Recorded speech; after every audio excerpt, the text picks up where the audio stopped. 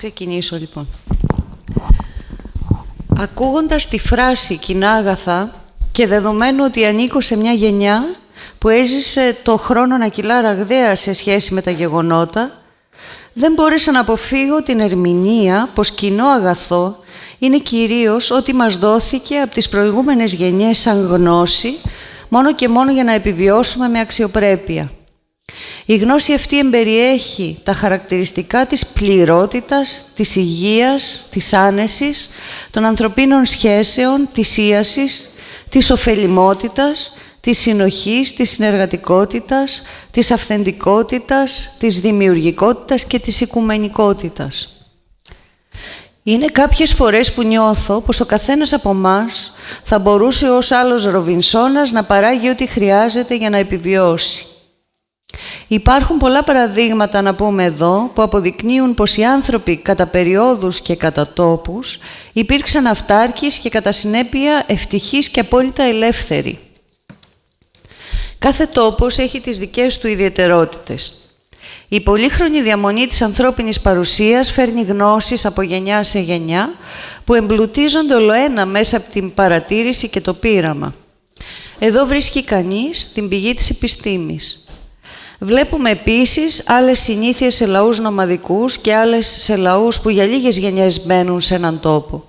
Επίσης άλλες σε λαούς που για χιλιάδες χρόνια κατοικούν στο ίδιο γεωγραφικό στίγμα. Τα προβλήματα της ανισορροπίας όλου αυτού του αρμονικού κύκλου ξεκινούν όταν μπαίνουν όροι όπως επεκτατικότητα, εξουσία, ανταγωνισμός, καταπάτηση, κέρδος, εκμετάλλευση. Και τότε διαταράσσεται όλο το σύστημα, κατά συνέπεια όλος ο πλανήτης. Ας επικεντρωθούμε λοιπόν σε αυτήν την κατά μεγάλο μέρος χαμένη γνώση της αυτάρκειας, με πιο κοντινό μας παράδειγμα την Κρήτη, που ιστορικά θεωρήθηκε μακαρία νήσος, δηλαδή πολλές φορές μνημονεύτηκε σαν τόπος που κατοικούν ευτυχισμένοι άνθρωποι, ακριβώς γιατί το κλίμα και το έδαφος της παρήχε τις προοπτικές ενός τέτοιου τρόπου ζωής στους κατά καιρούς κατοίκους της. Ας δούμε έστω και επιγραμματικά ένα-ένα όλα τα θέματα που αφορούν την καθημερινότητα. Στη διατροφή. Ας ξεκινήσουμε από τα γαλακτοκομικά, το κρέας, τα αυγά, το ψάρι. Μπορούμε να ξεκινήσουμε παίρνοντας γάλα από κατσίκα ή από πρόβατο και να φτιάξουμε το τυρί μας.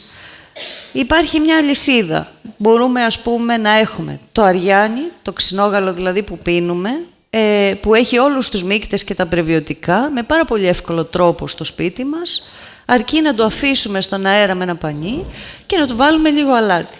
Αυτό γίνεται ξύγαλο όταν το συρώσουμε λιγάκι και του πάρουμε τον ορό, ο οποίος κάνει πάρα πολύ καλό και στο δέρμα, θεωρείται καλλυντική, είναι καλλυντικός δηλαδή για το πρόσωπο, για παράδειγμα, για μια γυναίκα, άρα μπορούμε να μην το πετάξουμε και αυτό. Μετά, αν το συρώσουμε ακόμα περισσότερο, γίνεται ξινομυζήθρα, που είναι ένα ωραιότατο τυρί. Και από το ξύγαλο πάλι επίσης, μαζί με στάρι σπασμένο, μπορούμε να φτιάξουμε τον ξινόχοντρο. Ας πάμε στα λαχανικά μας. Μπορούμε να φυτέψουμε τους ντόπιους σπόρους μας που δοθήκαν από χέρι σε χέρι και που τώρα πια τους υπερασπιζόμαστε, σε κήπους μικρούς, μεγάλους, σε γλάστρες, στο μπαλκόνι μας και να έχουμε εποχικά λαχανικά. Μπορούμε να κάνουμε επίσης με αυτά τα λαχανικά μεταποίηση. Δηλαδή, να πάρουμε τις ντομάτες μας, να τις αποξηράνουμε και να κάνουμε λιαστές, να φτιάξουμε τουρσιά, να κάνουμε διάφορα πράγματα χωρίς να βάζουμε μέσα χημικά. Τα χημικά και οι όροι, ας πούμε, που λέμε σήμερα, ξέρω εγώ, ότι αυτό το προϊόν έχει ημερομηνία λήξης, σημαίνει ότι έχει συντηρητικά λάθος. Γι' αυτό έχει ημερομηνία λήξης. Όταν κάνεις καλή μεταποίηση, με στάχτη, με λάδι, με ξύδι, με τη φωτιά που ζεσταίνεις τα βάζα σου κτλ., τότε τα προϊόντα μπορεί να μείνουν για πάρα πολλά χρόνια και έχουμε και ένα παράδειγμα για τις μνημονιακές ελιές που δοκίμασε ένας αρχαιολόγος, ο Σακελαράκης. Μόλις άνοιξε το σωστά κλεισμένο βάζο, οι ελιές ήταν άρτιες και μπορούσαν να φαγωθούν. Χάλασαν βέβαια μέσα σε ώρες, μόλις το οξυγόνο της άγγιξε. Αλλά αυτό όμως δείχνει ακριβώς ότι μπορούμε στο σπίτι μας να διατηρήσουμε για πάρα πολύ καιρό τρόφιμα όταν ξέρουμε τον τρόπο να τα φτιάξουμε. Μετά, να μιλήσουμε για τη συλλογή των βρώσιμων και άγριων χόρτων. Για παράδειγμα, κάποτε μαζέψαμε με φίλους 40 είδη βρώσιμων χόρτων που κάναμε πίτες, πίτες και τις φάγαμε, πάρα πολύ ωραίες. Μπορούσαμε να βρούμε και να διαλέξουμε από μια περιοχή 40 είδη, ας πούμε, χόρτων. Υπάρχουν πάρα πολλά και η γνώση είναι πάρα πολύ εύκολη σε αυτά, στο να τα βρει κανείς και να τα μαζέψει. Εάν προσέξει πώς θα τα μαζέψει και δεν χαλάσει τις ρίζες του, έχει και την επόμενη χρονιά. Σιτηρά λοιπόν, ψωμί, προζύμι, όσπρια και αυτά μπορεί να μην τα φυτεύουμε εμείς, αλλά τα βρίσκουμε. Μπορούμε στα πλαίσια της ανταλλαγής να τα βρούμε από φίλους που φυτεύουν, ας το πούμε έτσι. Και να φτιάχνουμε το δικό μας το ψωμί. Με προζύμι, γιατί όλες οι άλλες μέθοδοι δεν είναι και τόσο καλές για τον οργανισμό. Το προζύμι πάλι έχει αυτό τον πολύ ωραίο μύκητα από τον αέρα, όπως παίρνει και το ξύγαλο που είπαμε προηγουμένως. Για το λάδι και το κρασί να μην μιλήσω. Νομίζω ότι παλιά λέγανε ότι αν κάποιος έχει στάρι, λάδι και κρασί δεν πεινάει ποτέ. Είναι πάρα πολύ βασικά κομμάτια της διατροφής μας. Και όταν λέω κρασί εννοώ και το σταφύλι και το πετιμέζι και ό,τι άλλο μπορεί να βγάλει. Έτσι, γιατί ας πούμε έχουμε ένα αμπέλι, του οποίου χρησιμοποιούμε τα πάντα. Παίρνουμε τα φύλλα του και κάνουμε ντολμαδάκια ή ξυνίζουμε διάφορα φαγητά με αυτά. Τους δίνουμε γεύση, όπως όταν τυλίξουμε ψάρια ή τυλίξουμε το τυρί και το βάλουμε στο φούρνο, ας πούμε. Παίρνουμε το κλίμα του και ανάβουμε το τζάκι μας ή το φούρνο μας για να ψήσουμε ψωμί. Παίρνουμε το καρβουνάκι όπως κάνανε παλιά και μπορούμε να βάλουμε το λιβάνι και να λιβανίσουμε για όσους ενδιαφέρονται γι' αυτό. Παίρνουμε επίσης είναι πολύ ωραίο το κάρβουνο από το κλίμα, το οποίο μπορείτε τη στάχτη του να τη χρησιμοποιήσετε με 1000 τρόπους και στο καθάρισμα και τα λοιπά, και γίνεται επίσης και λίπασμα για διάφορα φυτά. Παίρνουμε το σταφύλι, το τρώμε ομό, μπορούμε να το φυλάξουμε σε ένα ξηρό ωραίο μέρος όταν κοπεί σχετικά, όχι πολύ όριμο και να μείνει και για το χειμώνα. Μπορείς να φτιάξεις γλυκό σταφύλι, μπορείς να φτιάξεις πετιμέζι, το οποίο αποξηραίνεται και γίνεται κύβους, μπορείς να το κάνεις κύβους σαν τη ζάχαρη και να το βάζεις και στο τσάι σου. Δηλαδή, ένα πράγμα μόνο,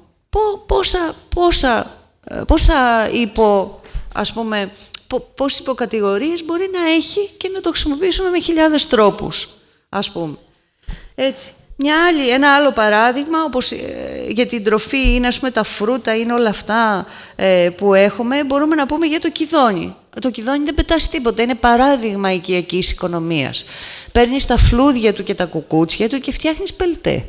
Παίρνεις την ψύχα του και φτιάχνεις μαρμελάδα, ή αντί για πατάτες όπως κάνανε παλιά το χρησιμοποιείς στο φούρνο με το κρέας, ή το κάνεις γλυκό κιδόνι, όπως θέλεις εσύ, στριφτό, κιδονάτο, όπως θέλεις το κόβεις και το κάνεις. Άρα δεν πετάς τίποτα, μόνο το κοτσάνι του. Άρα δεν δημιουργείς ούτε πρόβλημα στο περιβάλλον με τα σκουπίδια σου. Έτσι. Η ένδυση. Υφάσματα, φυσικές ίνες. Αναρωτιόμαστε πόσο πολύ έχουμε κάνει κακό στο δέρμα μας με αυτά τα ρούχα που φοράμε σήμερα, με αυτά τα ρούχα που φοράμε στα παιδιά μας σήμερα, με όλες αυτές τις συνθετικές ίνες τις οποίες αναπνέουμε κιόλας. Μπαίνουν στον πνεύμονά μας μέσω της αναπνοής και δημιουργούν καταστάσεις, ας πούμε, όπως μια προοπτική για να αποκτήσεις και καρκίνο. Οι ίνες που χρησιμοποιούνταν παλιά ήτανε λινάρι, ήτανε βαμβάκι, ήταν κάναβι, ήταν μετάξι, πρόβατο, κατσίκα. Υπήρχαν δουλειές και επαγγέλματα που έχουν χαθεί, όπως της ανιφαντούς, αυτή η οποία ανέδιαζε τον αργαλιό, της υφάντρας, η οποία ήφανε.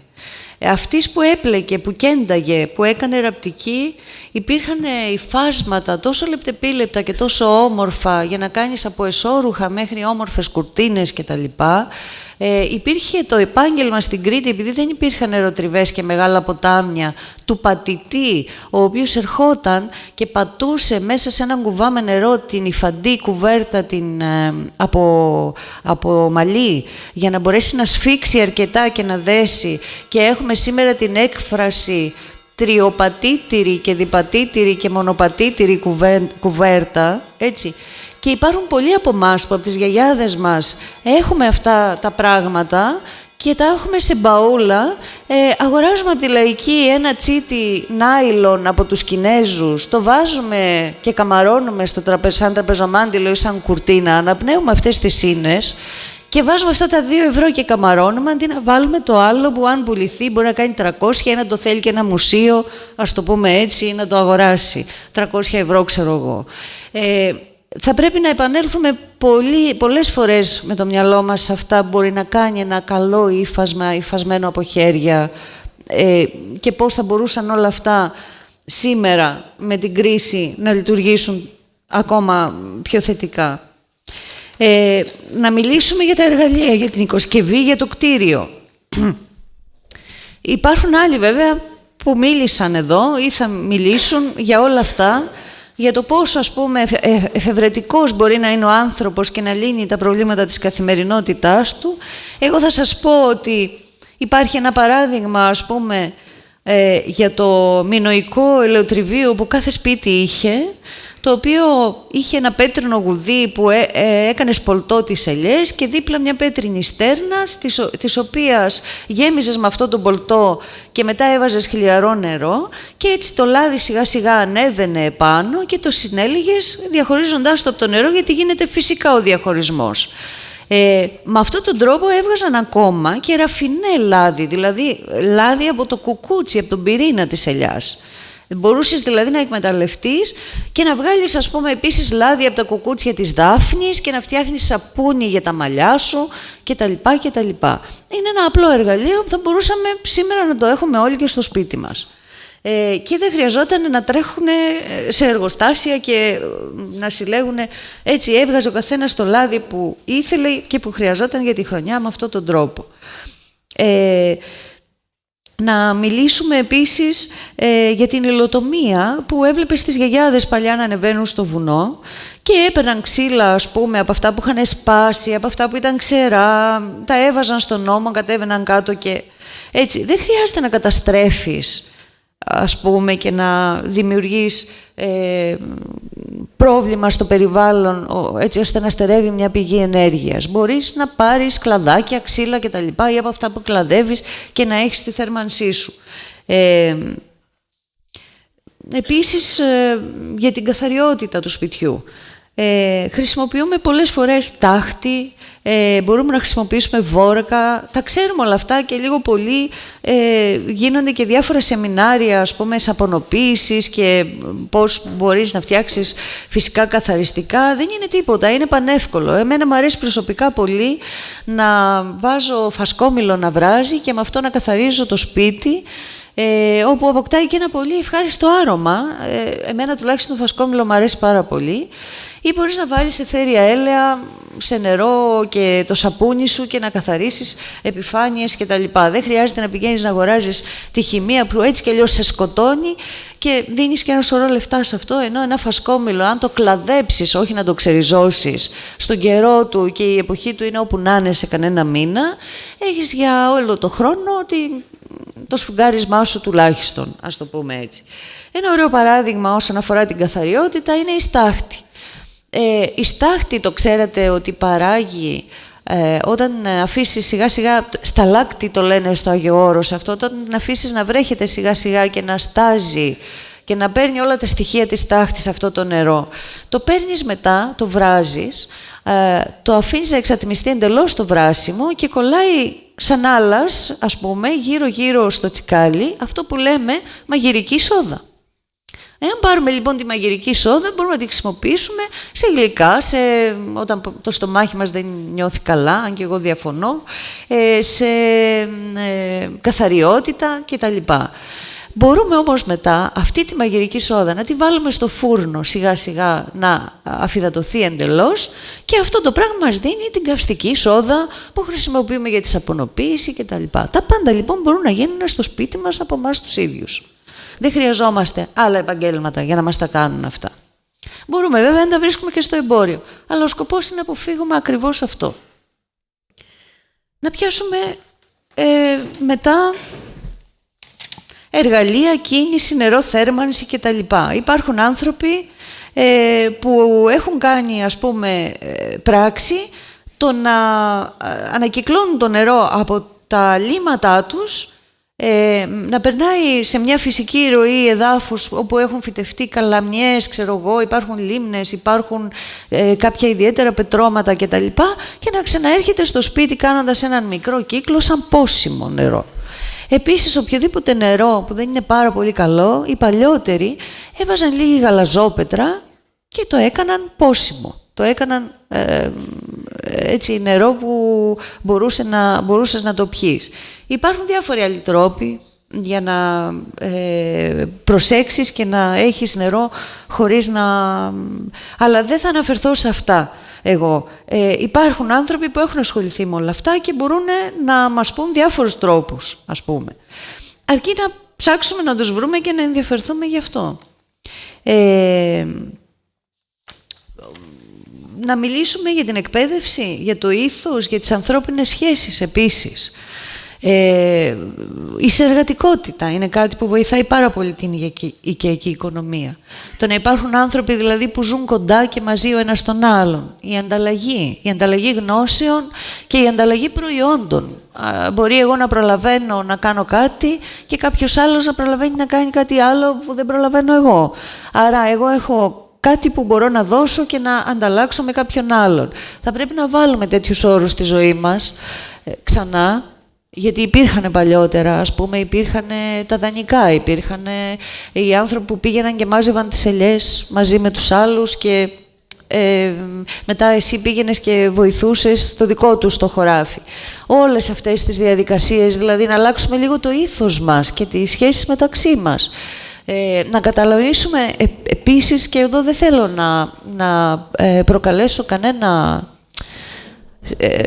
κανέναν σας, αλλά νομίζω ότι υπάρχουν ρόλοι που μπορούν να παίξουν τα ανδρικά μυαλά και τα γυναικεία μυαλά, τα χέρια, η δύναμη στο σώμα του άνδρα κτλ. Να καταλάβουμε λίγο αυτό, ότι θα μπορούσαμε, ας πούμε, να μοιραστούμε και να συνεργαστούμε για μια καλύτερη ζωή και για το ευζήν.